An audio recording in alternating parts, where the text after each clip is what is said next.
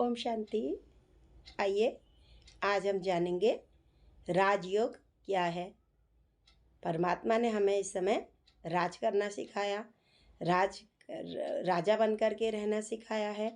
असल में हम भूल गए थे कि हम कौन हैं।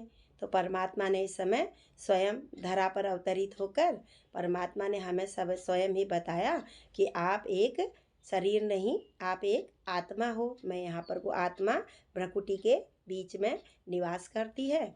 आप एक आत्मा हो और सारी जितनी भी सारी मेरी ये कर्मेंद्रियाँ हैं, ये सब मेरी कर्मचारी हैं।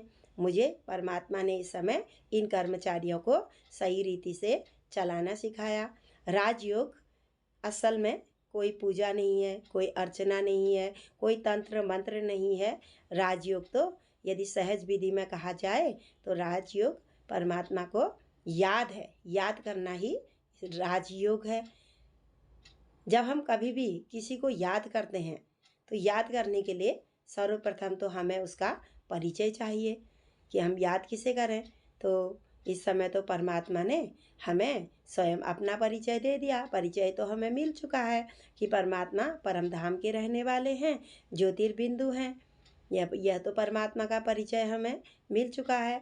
उसके बाद पर याद करने की याद तो हम दुनिया में सभी को हम याद तो नहीं करते हैं। हम तो उन्हीं को याद करते हैं जिनके साथ हमारे संबंध संपर्क होते हैं। संबंध तो हम ही ने तो हम यह तो कोई बड़ी बात नहीं है कि हम इसी समय कहें कि परमात्मा को याद करो। यह तो हमें भक्ति में भी हमने कहा ही है कि तुम ही मेरे माता हो, पिता हो, बंधु हो, सखा हो। तो जिस तरीके से एक बच्चे को कि अपना माता पिता को याद करने में कोई परेशानी होती है, वो कोई भूलता है, वो तो सहज रीति से ही अपने माता पिता को याद कर लेता है। ऐसे ही यहाँ पर भी इस समय परमात्मा को याद करना, सबसे पहले तो परमात्मा का परिचय कि वह हमारे माता पिता हैं, और दूसरा उनके साथ संबंध। हम ही ने कहा तुम ही हो माता पिता, तुम ही बंधु सखा, सारे संबंध हमारे तुम ही से हैं। तो इतने अब जरा आप ही गौर से सोचिए कि इतने संबंध हमारे किसी देहधारी से तो नहीं हो सकते हैं।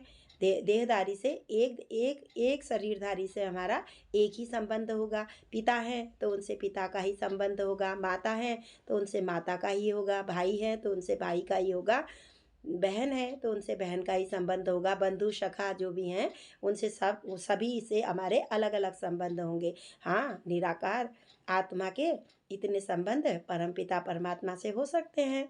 बंधु है, सखा है, माता है, पिता है, तमेव सर्वम मम देव देवा, आपसे मेरे सारे ही संबंध हैं। पूरे ही परिवार में जब हम आरती में बैठते हैं तो हमारे लौकिक माता पिता भाई बहन जितने भी परिवार के सदस्य हैं सभी हम हाथ जोड़ करके परमात्मा से यही कहते हैं कि तुम ही मेरे माता पिता भी हो, बंधु भी हो, सखा हो।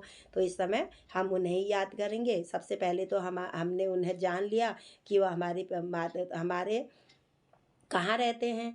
किसी को भी याद करने के लिए जिससे हमसे हमें कभी किसी से मिलना होता है तो हम सबसे पहले उनका रहने का स्थान पता करते हैं, और पता करते हैं कि वो दिखते कैसे हैं, कैसे हम उनको पहचानेंगे। तो परमात्मा ने परिचय दे दिया, परम धाम में रहता हूँ और ज्योतिर्बिंदु हूँ, चैतन्य शक्ति हूँ। तो दूसरा संबंध के बारे में भी हमें पता हो गया कि हमारे उनसे सर्व संबंध हैं।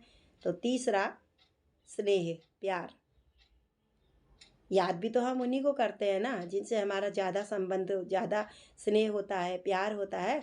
तो हमें उनकी बहुत ज़्यादा याद सताती है। तो परमात्मा से तो हर कोई प्यार करता है, भगवान से तो हर कोई प्यार करता है।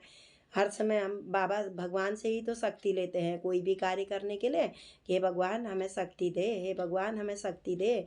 हम यही तो परमात्मा से मांगते हैं। तो परमात्मा से हमारा बहुत ज़्यादा स्नेह होगा। जितना हमारा जिस अधिक स्नेह है तो हम उसे ही उतना ही याद करते हैं। उदाहरण के तौर पर यदि कोई लड़की की सगाई जब कोई हो जाती है, लड़के के साथ हो जाती है, तो वह ऑटोमेटिक ही उससे स्नेह होने लगता है और वह उसे याद करने लगती है। ऐसे ही परमात्मा ने भी इस समय हमें, वह हमारे माता पिता हैं, बाबा से हमें अथाह बहुत स्नेह है, प्यार है। तो उन्हें स्नेह में भी याद करना कोई कठिन नहीं होता है। चौथा है प्राप्तियाँ। किसी से भी हम प्राप्तियाँ, किसी से भी हमें मिलना भी होता है, कोई हमें हमसे कोई कोई हमने कुछ कार्य भी करना है, कोई छोटे बच्चे से भी हम कोई कार्य करवाते हैं तो बच्चा कहता है ठीक है, मैं ये कार्य तो कर दूंगा, लेकिन मुझे इससे फ़ायदा क्या होगा। व्यापार में भी फायदा ही देखा जाता है ना। जब हम किसी कोई व्यापारी, दो व्यापारी आपस में लेन देन करते हैं तो एक व्यापारी दूसरे व्यापारी से कल तक मिलने के लिए बोलता है तो उसका बुद्धि योग रात भर उसी के साथ लगा ही रहता है कि कब सुबह होगी और कब मैं उस व्यापारी से अपना फ़ायदा लूँगा। तो प्राप्तियाँ, तो प्राप्तियाँ इस समय तो परमात्मा हमें बहुत प्राप्तियों की अनुभूति करवा रहे हैं, सर्व शक्तियाँ हमें दे रहे हैं, गुणों का खजाना हमें दे रहे हैं, शक्तियों का खजाना हमें दे रहे हैं। तो परमात्मा से इस समय तो हमें सर्व प्राप्तियाँ ही प्राप्तियाँ हो रही हैं।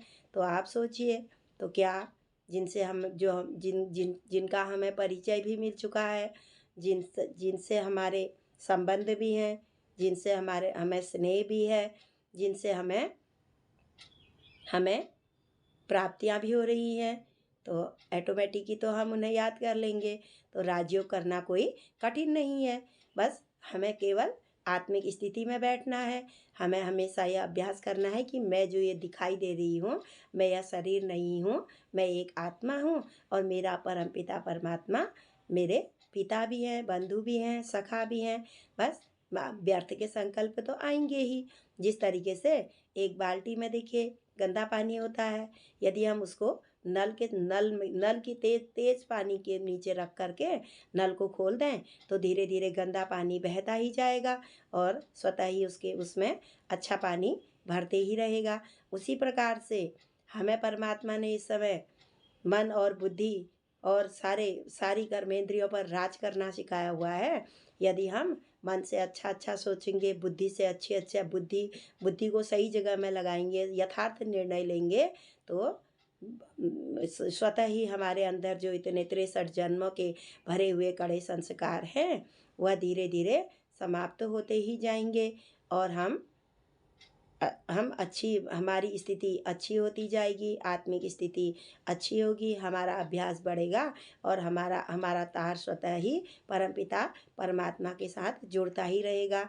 जिस तरीके से यदि हमने लाइट में कोई भी लाइट का कनेक्शन लेना है हमने, तो यदि जब तक उसमें उसकी अंदर से उसकी रबर की तार को निकाला नहीं जाएगा तो लाइट नहीं आएगी। उसी प्रकार से यदि हम जब तक हम बुद्धि का तार अपने परम पिता परमात्मा से आत्मिक स्थिति में, क्योंकि परमात्मा निराकार है, निराकार के पिता निराकार, साकार शरीरधारी के पिता शरीरधारी, तो जब तक हम अपने को आत्मिक स्थिति में न समझें, अपने में स्थिति में न रहें, तब तक हम परमपिता परमात्मा से प्राप्तियां भी नहीं हमें हो पाएंगी और हम उन्हें याद करना भी हमारे लिए बहुत कठिन हो जाएगा।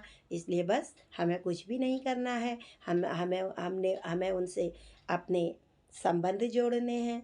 हमें उनका रहने का ठिकाना पता चल चुका है, हमें उनसे बहुत स्नेह है, प्यार है और हमें उनसे बहुत प्राप्तियां हो रही हैं। बस अपनी प्राप्तियों को सामने रख परमपिता परमात्मा को हमें याद करना है। जिस तरीके से एक बच्चे को अपने माता पिता को याद करना कोई भी कठिन नहीं होता है, इसी प्रकार से वह भी हमारे माता पिता हैं। तो आप भी परमपिता परमात्मा को रोज़ याद कीजिए। मैं आत्मा हूँ और मेरे जो परमपिता परमात्मा हैं वह मेरे पिता भी हैं, बंधु भी हैं, सखा भी हैं। सर्व संबंधों के साथ उन्हें याद कीजिए तो सर्व शक्तियाँ परमात्मा की हमारे अंदर स्वतः ही आती रहेंगी। अच्छा, ओम शांति, ओम शांति, ओम शांति।